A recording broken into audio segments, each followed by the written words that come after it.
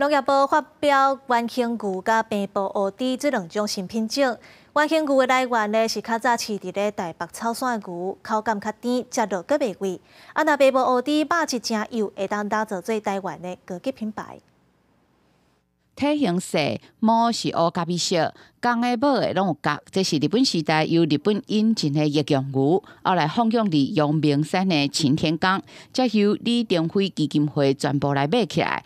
19只牛拢放送到花莲凤林来饲。上特别的是，牛仔伫台湾90年维持纯种，虽然甲和牛亲缘关系近，但确经是独立族群。今年甲这个新发现的品种号名做原形牛。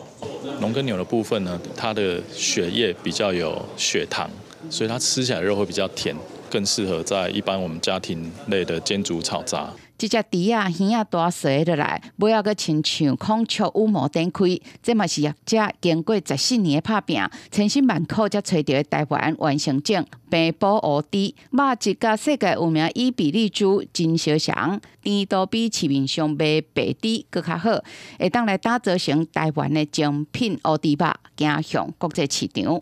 它的甜度比这些猪种多了4倍。它的甜度就是自然的甘甜，然后胶原蛋白也多了1.5倍，所以它吃起来它的油脂就非常的丰富。原犀牛的部分，它是国内第一只的民间的牛的完成命名。那平埔黑猪是第一只民间的猪来完成命名的，它是一个重要的这个里程碑。新品种的选育了时间开钱，过去都由政府来做。这个原形牛还有平埔乌猪是靠民间来完成。原形牛今年6月通过号名审定，成为台湾重要的完整种牛。平埔乌猪伫7月通过号名。